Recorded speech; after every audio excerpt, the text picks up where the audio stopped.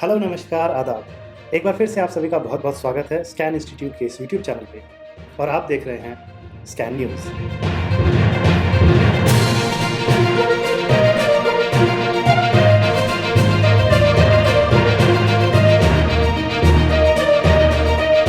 पिछले 3-4 दिनों से 8 पीएम न्यूज़, स्कैन न्यूज़ नहीं आ पाने के कारण आज का हमारा ये न्यूज़ सेशन थोड़ा लंबा होने वाला है। तो कुर्सी की पेटी बाँध लीजिए और चलिए शुरू करते हैं आज का हमारा ये न्यूज़। तो चलिए शुरू करते हैं आज का सबसे पहला न्यूज़। हेफ़ा यानी कि हायर एजुकेशन फाइनेंसिंग एजेंसी से। ये हेफ़ा क्या है और ये न्यूज़ में क्यों है? बता दें आपको कि जेएनयू यानी जवाहरलाल नेहरू यूनिवर्सिटी को 455 करोड़ रुपए की फंडिंग इंफ्रास्ट्रक्चर, लैब्स और रिसर्च सेंटर वगैरह बनाने के लिए हाल ही में हेफ़ा की तरफ से ग्रांट हुई है। हेफ़ा का गठन 31 मई 2017 को हुआ है और इसके 2 मेजर पार्टिसिपेंट्स हैं।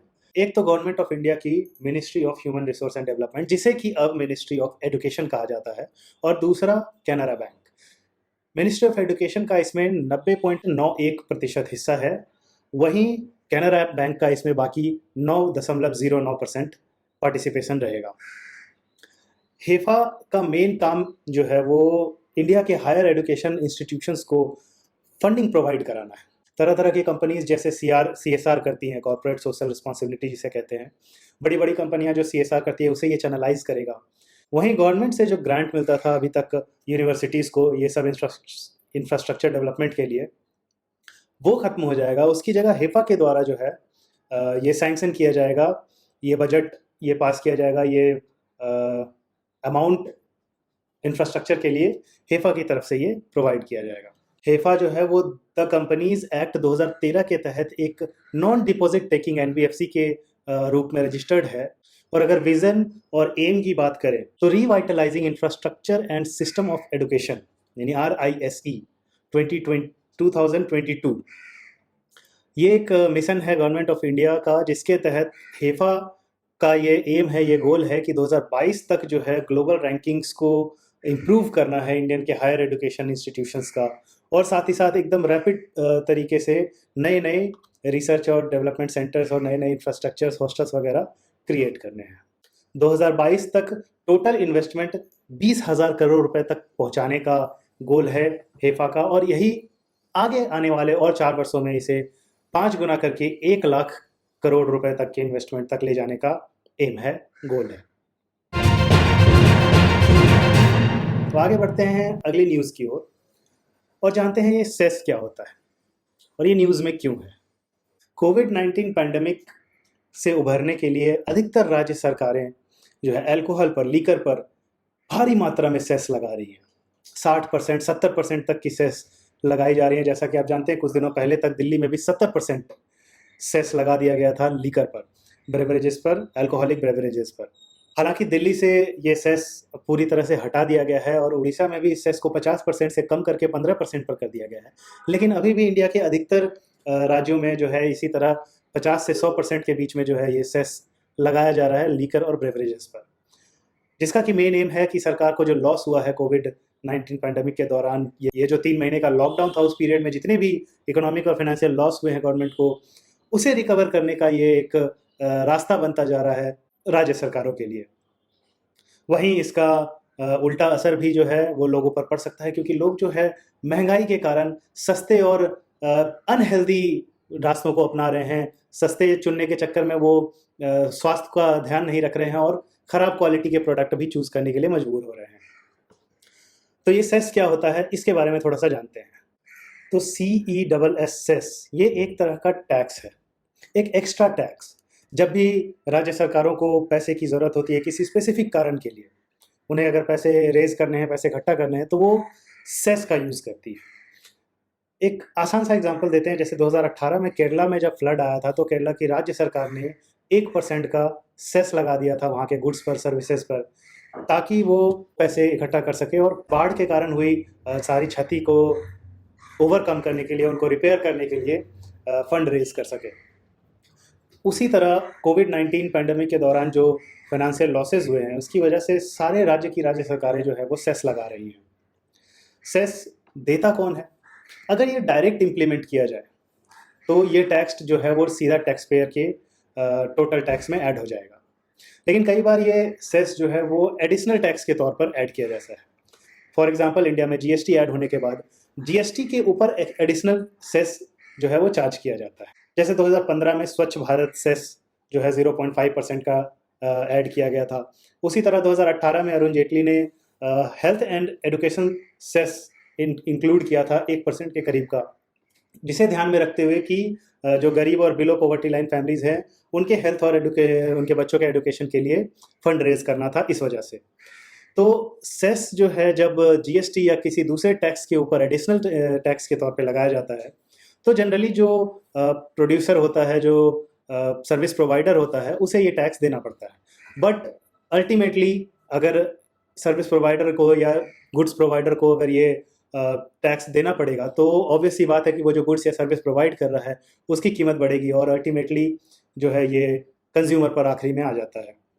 जैसे कि अभी हो रहा है लीकर के केस में 60 to 70% का सेस कई राज्य सरकारें लगा रही है, जिसकी वजह से जो प्रोवाइडर्स हैं, जो गुड प्रोवाइडर्स हैं, वो दाम बढ़ा रहे हैं और इस वजह से 100 रुपये की लीकर जो है वो 160-170 रुपये में मार्केट में मिल रही है। और कोई बात नहीं, हम इस पर काफ़ी सारे जो है देश भर में जोक्स भी बन रहे हैं कि अब जो ड्रिंकर्स हैं, जो लीकर कंज्यूम करते हैं, वो देश की अर्थव्यवस्था संभालने में मदद कर रहे हैं। आई डोंट नो कितना फ़नी है ये, बट है। चलिए अब आगे बढ़ते हुए अगले न्यूज़ की तरफ चलते हैं और थोड़ा सा कोरोना के बारे में जानते हैं। भारत में तेज़ी से फैल रहे कोरोना की जांच को लेकर के जो रैपिड एंटीजन टेस्ट इंक्लूड किए गए हैं, उस टेस्ट के बारे में थोड़ा जानते हैं और कैसे वो आरटीपीसीआर से डिफरेंट है, ये भी थोड़ा सा हम समझते हैं। Indian council of medical research यानी आईसीएमआर के द्वारा रिलीज़ किए गए एक डेटा की मदद से हमें ये पता चलता है कि रैपिड एंटीजन टेस्ट जो है अब करंटली हो रहे टोटल टेस्ट का करीब 25 से 30% हिस्सा बना रहे हैं। यानी कि अगर 100 टेस्ट देश भर में किए जा रहे हैं तो उसमें से 25 से 30 टेस्ट जो है वो रैपिड एंटीजन टेस्ट है। रैपिड एंटीजन टेस्ट जो है वो एक स्पेसिफिक एंटीबॉडी, एक एंटीजन, एक प्रोटीन, मोर स्पेसिफिकली एक स्पेसिफिक प्रोटीन को टारगेट करता है उसको डिटेक्ट करने के लिए, जो कि एक किसी पेशेंट में अवेलेबल है जिस टाइम पर वो इन्फेक्टेड है। यानी कि इसका एक सबसे बड़ा जो है ड्रॉबैक भी कह लीजिए या लिमिटेशन कह लीजिए इसे आप, वो ये है कि ये सिर्फ एक पर्सन जो करंटली पॉजिटिव है सिर्फ उसके टेस्ट करने के लिए सिर्फ उसका स्टेटस ये टेस्ट जो है बता सकता है। अब क्या होता है ये रैपिड एंटीजन टेस्ट? जैसा कि मैंने बताया, ये एक स्पेसिफिक प्रोटीन को टारगेट करता है जो कि उसी पेशेंट में, इनफैक्ट जो कि वो कोरोना वायरस के अपर सरफेस पर ये प्रोटीन क्लंग ऑन होता है। इस टेस्ट में जो भी पेशेंट है उसके नोज़ से जो है स्वाब निकाला जाता है, उसके स्वाब को फिर एक एंजाइम में डिसॉल्व किया जाता है। उसके बाद इस लिक्विड को एक स्ट्रिप पर डाला जाता है जिस पर कि ये प्रोटीन जो है वो स्ट्रिप उस प्रोटीन को पकड़े रह जाता है, होल्ड कर लेता है, बाकी लिक्विड जो है वो फ्लो आउट कर जाता है, जिस वजह से कि अगर ये प्रोटीन प्रेजेंट है और वो स्ट्रिप उसको होल्ड कर पा रही है तो स्ट्रिप का कलर चेंज हो जाता है और हमें पॉजिटिव या नेगेटिव का पता चल जाता है। तो मोस्ट केस में जब अगर पॉजिटिव है तब तो बहुत बढ़िया बात है, क्योंकि ये मतलब बढ़िया बात नहीं है लेकिन बढ़िया बात ये इस सेंस में है कि वो पॉजिटिव है, इसका मतलब ये डेफिनेटली पॉजिटिव है, कोई भी टेस्ट करा लो वो केस पॉजिटिव ही रहेगा। बट अगर नेगेटिव है तो चांसेस हैं कि वो डॉर्मेंट हो, वो एसिम्प्टोमेटिक कैरियर हो और उसका डिटेक्शन नहीं कर पा रहा हो ये टेस्ट, ये भी पॉसिबल है। तो इसका मतलब अगर नेगेटिव है तो हमें इसे रीचेक करने की ज़रूरत है, बट अगर पॉजिटिव है केस तो इसका मतलब वो डेफिनेटली पॉजिटिव है। इसका दूसरा फ़ायदा ये है कि बहुत ही सस्ता है रिगार्डिंग आरटीपीसीआर। अगर कंपेयर करें तो आरटीपीसीआर जहां हमें 4 से 5 हज़ार पर टेस्ट का पड़ जाता है, वहीं पर ये रैपिड एंटीजन टेस्ट सिर्फ और सिर्फ 450 रुपये पर टेस्ट के हिसाब से किया जा सकता है। वहीं अगर आरटीपीसीआर की बात करें तो जैसा कि हम जानते हैं reverse transcriptase polymerase chain reaction. अब ये क्या होता है? नाम तो इतना बड़ा सा है, आपको समझ आया या नहीं? तो मैं थोड़े से डिटेल्स में इसको बता देता हूँ आपको कि सबसे पहले इसमें क्या किया जाता है कि जो नेज़ल कैविटी से जो स्वैब इकट्ठा किया गया है, जो सैंपल लिया गया है, उसको एक पर्टिकुलर तरह के एंजाइम में, जिसे कि रिवर्स ट्रांसक्रिप्टेज भी कहते हैं, उसमें उसको डुबाया जाता है। इससे होता ये है कि जो आरएनए प्रेजेंट होते हैं, क्योंकि कोविड-19 जैसा हम जानते हैं ये कोरोना वायरस एक आरएनए बेस्ड वायरस है, तो वो आरएनए जो है वो डीएनए में कन्वर्ट होता है। इस प्रोसेस को रिवर्स ट्रांसक्रिप्शन भी कहते हैं। उसके बाद पीसीआर यानी पॉलीमरेज चेन रिएक्शन के यूज़ करके इस डीएनए को जो है मल्टीप्लाई किया जाता है एक्सपोनेंशियली। मतलब इस पूरे टेस्ट की खास बात ये है कि अगर पूरे सैंपल में एक भी वायरस अवेलेबल होगा तो उसके डीएनए उसके आरएनए को पहले डीएनए में कन्वर्ट करके उससे मल्टीप्लाई कर दिया जाएगा, यानी कि एक भी अगर वायरस प्रेजेंट है तो इस टेस्ट का जो रिजल्ट है वो पॉजिटिव आएगा। यानी कि इसकी एक्यूरेसी इसका सबसे बड़ा पॉइंट है। लेकिन वहीं इसका ये कह सकते हैं, इसका जो ड्रॉबैक है वो ये है कि इसमें समय काफ़ी लगता है और ये काफ़ी कॉस्टली भी है। तो करंटली जो है आईसीएमआर का ये फॉलोअप है कि वो number of rapid antigen test बढ़ा रही है। जैसा कि हम जानते हैं ऑलरेडी 25 से 30% टोटल टेस्ट का अब ये किया जा रहा है। जैसे कि कुछ दिन बताया पहले के डेटा में निकला है कि 6.5 लाख के करीब टेस्ट एक ही दिन में किए गए हैं और अभी तक पूरे देश भर में 2 करोड़ से ज़्यादा टेस्ट रिकॉर्ड कर चुकी है आईसीएमआर। तो हमारा इस रैपिड एंटीजन टेस्ट बढ़ने का फ़ायदा ये है कि हम लोग काफ़ी सारे जो पॉजिटिव केसेस हैं उनको जल्दी से जल्दी आइसोलेशन प्रोवाइड कर सकते हैं। ये नहीं कि सैंपल कलेक्ट कर लिया और उसके बाद हम वेट कर रहे हैं 3 से 4 दिन उस सैंपल का रिजल्ट आएगा और रिजल्ट पॉजिटिव आने के बाद हम आइसोलेशन प्रोवाइड कर रहे हैं, क्योंकि तब तक में वो और काफ़ी ज़्यादा स्प्रेड कर चुका होगा वो सैंपल केस। तो रैपिड एंटीजन टेस्ट से ये होने वाला है कि जितने भी पॉजिटिव केसेस हैं वो हमें तुरंत पता चल जाएंगे और हम तुरंत से तुरंत आइसोलेशन प्रोवाइड कर सकते हैं। वहीं जो नेगेटिव आएंगे उन नेगेटिव का फिर से रिकन्फर्मेशन होगा आरटीपीसीआर का यूज़ करते हुए। अगर उनमें से कुछ एसिम्प्टोमेटिक केसेस निकलते हैं तो उन्हें फिर आइसोलेट किया जाएगा और नहीं तो ट्रूली नेगेटिव जो केस होंगे उन्हें रिलीज़ कर दिया जाएगा। आगे बढ़ते हुए हमारी अगली न्यूज़ हमें बता रही है कि यूनाइटेड नेशंस के एक प्रमुख अंग यूनेस्को के एक एस्टिमेट के अकॉर्डिंग अगले साल तक करीब 24 मिलियन यानी कि करीब 2 करोड़ 40 लाख इंडियन जो लर्नर्स हैं, जो स्टूडेंट्स हैं, वो एजुकेशन से दूर हो जाएंगे। प्राइमरी से लेकर के प्री प्राइमरी से लेकर के टर्शियरी एजुकेशन तक के ये स्टूडेंट्स जो है वो स्कूलों से ड्रॉप आउट होने वाले हैं। ये डेटा क्या है इसके बारे में थोड़ा सा जानते हैं और ऐसा क्यों यूनेस्को क्लेम कर रही है इसे भी थोड़ा सा समझते हैं। कोरोना वायरस ने दुनिया भर में करीब 16 करोड़ स्टूडेंट्स को अफेक्ट किया है और programme for international students assessment के द्वारा चलाए गए एक सिमुलेशन से ये पता चला है कि ये जो 3 महीने का लॉस है ये इक्विवेलेंट है 1/3 ऑफ ए ग्रेड। यानी कि 3rd क्लास में अगर कोई स्टूडेंट ये जैसे 3 महीने लॉकडाउन की वजह से स्कूल नहीं जा पाया है, उस वजह से जो उसकी लर्निंग में लॉस हुआ है वो धीरे धीरे इम्पैक्ट करेगा ऐसा कि 10th ग्रेड पर जाते जाते 72% स्टूडेंट इतना पीछे हो चुके होंगे अपने करिकुलम में, अपने सिलेबस में, कि उन्हें ड्रॉप आउट करना पड़ेगा फोर्सिबली, क्योंकि वो कीप अप नहीं कर पाएंगे करंट एजुकेशन से। ये काफ़ी चिंता का विषय है। तो ये programme for international student assessment क्या है, थोड़ा सा इसे समझते हैं। तो पीसा एक इंटरनेशनल असेसमेंट है, एक टेस्ट है जिसमें 15 साल की उम्र के बच्चों का रीडिंग, मैथमेटिक्स और साइंस का टेस्ट लिया जाता है। इंडिया की बात करें तो इंडिया ने आखिरी बार 2009 में पीसा में पार्ट लिया था, जिसमें कि 74 पार्टिसिपेटिंग कंट्रीज़ में इसका 72nd यानी 72वां स्थान आया था। इसके बाद यूपीए की सरकार ने इसे बैन कर दिया था आउट ऑफ कॉन्टेक्स्ट बता करके। फिर 2016 में एनडीए की सरकार के अंदर में एक बार इस इशू को उठाया गया और केंद्रीय विद्यालय संगठन को रिपोर्ट तैयार करने के लिए कहा गया। तो केंद्रीय विद्यालय संगठन ने 2018 में 2 साल बाद ये रिपोर्ट सबमिट किया और रिपोर्ट के मुताबिक जो है फिर से इंडिया को पार्टिसिपेट करना था पीसा में। लेकिन अनफॉर्चुनेटली 2018 की जो डेडलाइन थी वो मिस हो गई इंडिया की और इंडिया पार्टिसिपेट नहीं कर पाया। अब अगला ये असेसमेंट जो है वो 2021 में होना है और इसमें इंडिया भी पार्टिसिपेट करने वाला है। वेडनेसडे 5 अगस्त को सरकार ने टॉप्स स्कीम जारी की है। टॉप्स यानी टारगेट ओलंपिक पोडियम स्कीम। ये टॉप्स क्या है थोड़ा सा मैं आपको बता देता हूँ। इसके अकॉर्डिंग 2024 और 2028 के ओलंपिक गेम्स में हमारी सरकार ऐसे टैलेंटेड किड्स को, ऐसे टैलेंटेड बच्चों को, ऐसे टैलेंटेड युवाओं को ग्रूम करेगी और तैयार करेगी ताकि वो 2024 और 2028 में होने वाले ओलंपिक्स में हिस्सा ले सके और हमारे देश के लिए मेडल जीत करके ग्लोरी ला सके। ये तैयारी जो है स्पोर्ट्स अथॉरिटी ऑफ इंडिया के नेशनल सेंटर ऑफ एक्सेलेंस में स्टार्ट होगी 1 अक्टूबर 2020 से। इसके लिए जो है मिशन ओलंपिक सेल के तहत 258 ऐसे वर्दी जो छात्र हैं, जो स्टूडेंट्स हैं, उनका चयन हो चुका है जो 12 अलग अलग खेलों में हिस्सा लेंगे और हमारे देश के लिए ओलंपिक्स में गोल्ड मेडल के लिए टारगेट करेंगे।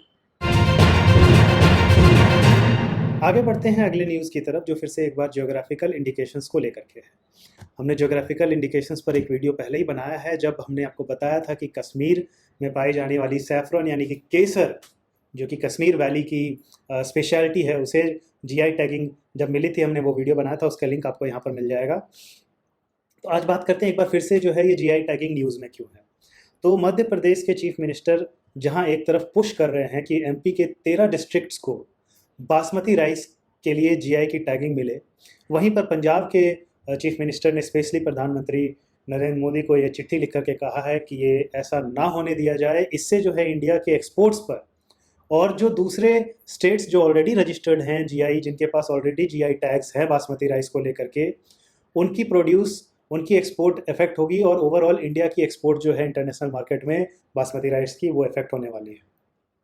एक बार जानते हैं कि कौन कौन से स्टेट्स ऐसे हैं जिनके पास ऑलरेडी बासमती राइस को लेकर के जीआई टैगिंग अवेलेबल है। तो पंजाब, हरियाणा, हिमाचल प्रदेश, दिल्ली और उत्तर प्रदेश के कुछ डिस्ट्रिक्ट और जम्मू कश्मीर के कुछ डिस्ट्रिक्ट्स ऐसे हैं जिनके पास अभी already GI tagging basmati rice के लिए अवेलेबल है। जैसा कि हमने आपको पहले भी बताया है पिछले वीडियो में, according to geographical indications of goods registration and protection act of 1999, किसी भी एग्रीकल्चरल प्रोडक्ट को अगर वो स्पेसिफिक किसी रीजन में ही उगता है, अगर वहीं पर पाया जाता है, वहीं की स्पेशलिटी है, तो किसी भी पर्टिकुलर एग्रीकल्चरल प्रोडक्ट को ज्योग्राफिकल इंडिकेशन टैग दिया जा सकता है। और जैसा कि हम जानते हैं, बासमती राइस जो है वो हिमालयन की तराई यानी कि लोअर हिमालयन जो ग्रेट गैंगस प्लेन्स हैं और जो लोअर हिमालयंस है, वहाँ पर ये बासमती राइस बहुत अच्छी तरीके से उगाई जाती है। इसकी स्पेशलिटी ये है कि इंटरनेशनल मार्केट में भी इसकी स्वाद, इसके लंबे दाने और इसकी स्पेशल खुशबू, इन सब के बेसिस पर इसे ज्योग्राफिकल इंडिकेशन का टैग प्रोवाइड किया जा चुका है। आगे चलते हुए हम ज्योग्राफिकल इंडिकेशंस का एक और केस देखते हैं जीआई टैग का इंडिया में, जहाँ कि हम लोग जैसा जानते हैं कि मई 2020 में वेस्ट बंगाल में अम्फान तूफान के बाद काफ़ी क्षति हुई थी और सुंदरबंस में काफ़ी हद तक जो है खारे पानी का इंट्रूजन हो गया है। राइस की पैडी फील्ड्स में खारा पानी घुस आया है। ऐसे हालात में वेस्ट बंगाल के 2 फार्मर्स जो है अपना सारा कुछ दांव पर लगा रहे हैं पोक्कली वैरायटी पर। पोक्कली जो है वो चावल की एक वैरायटी है जो कि खास करके केरला के कुछ डिस्ट्रिक्ट्स में उगाई जाती है। पोक्कली राइस की खासियत ये है कि ये सॉल्ट वाटर रेजिस्टेंट होता है, यानी खारे पानी के प्रति प्रतिरोधक क्षमता होती है इसमें, और इस वजह से इसे भी जीआई टैग मिला हुआ है। और जैसा कि हमने आपको बताया कि जीआई टैग जो है वो स्पेशली किसी पर्टिकुलर रीजन में ही या किसी पर्टिकुलर एरिया में या उतने हिस्से में ही वो टैग को दिया जाता है जहाँ पर कि वो प्रोडक्ट उपजता है। तो ये पोक्कली वैरायटी ऑफ राइस जो है ये केरला के आलापुझा, एर्नाकुलम और थ्रिसुर डिस्ट्रिक्ट्स में ये के कोस्टल एरियाज़ में ये पोक्कली राइस जो है स्पेशली उगती है। तो इन एरियाज़ को जो है जीआई टैग मिला हुआ है। अब आगे बढ़ते हुए अगले न्यूज़ की तरफ चलते हैं। HDFC ने 14,000 करोड़ रुपए जनरेट करने के लिए, रेज करने के लिए QIP का रास्ता अपनाया है। QIP क्या है? Qualified institutional placement. ये मई 8, 2006 को सेबी द्वारा इंट्रोड्यूस किया गया एक गाइडलाइन है जिसके थ्रू कंपनीज जो है, लिस्टेड कंपनी, खास करके इंडिया में जो लिस्टेड कंपनीज हैं वो डोमेस्टिक मार्केट से पैसे जनरेट कर सकती हैं बिना कॉम्प्लिकेशंस, नहीं, उन्हें कोई कुछ भी जमा नहीं करना पड़ता, और वो क्वालिफाइड इंस्टीट्यूशनल बायर्स को ये ऑफ़र प्रोवाइड करा सकती है। जो क्वालिफाइड इंस्टीट्यूशनल बायर्स वो होते हैं जिनके पास फाइनेंशियल पावर होता है, जिनके पास पैसे होते हैं और जिनके पास मार्केट में इन्वेस्ट करने की स्टेबिलिटी भी होती है और जिनकी सेबी रिकॉग्नाइज करती है। तो ऐसे बायर्स के लिए स्पेशली जो है, यानी कि इस प्रोसेस में डायरेक्टली पब्लिक इंक्लूडेड नहीं है। हालांकि पैसे रेज करने के और भी कई तरीके हैं, जैसे initial public offering, follow on public offering यानी IPO, FPO वगैरह। ये प्रोसेसेस भी हैं जिनसे कि एक कंपनी, एक लिस्टेड कंपनी मार्केट से पैसे जनरेट कर सकती है, पैसे रेज कर सकती है। लेकिन QIP जो है वो डायरेक्ट पब्लिक को इंक्लूड ना करके सिर्फ क्वालिफाइड इंस्टीट्यूशनल बायर्स को इंक्लूड करता है फंड रेज करने के लिए। तो इसी के साथ हमारा आज का ये न्यूज़ सेशन यहीं समाप्त होता है। लेकिन ज़रा ठहरिए, अभी कहीं जाइए नहीं। यहाँ जो आपको दिख रहा है ये सब्सक्राइब का बटन, ज़रा इसको फटाफट से हिट मार दीजिए अगर आपने अभी तक सब्सक्राइब नहीं किया हमारे चैनल को। और तो और बेल नोटिफिकेशन ऑन करना बिल्कुल मत भूलिएगा, ताकि हम कल जब फिर से वीडियो लेकर आएँ तो आपको सही समय पर नोटिफिकेशन फटाफट मिल जाए। इसी के साथ हम आपसे विदा लेते हैं, फिर मिलने की उम्मीद के साथ। तब तक के लिए tata, bye bye, take care.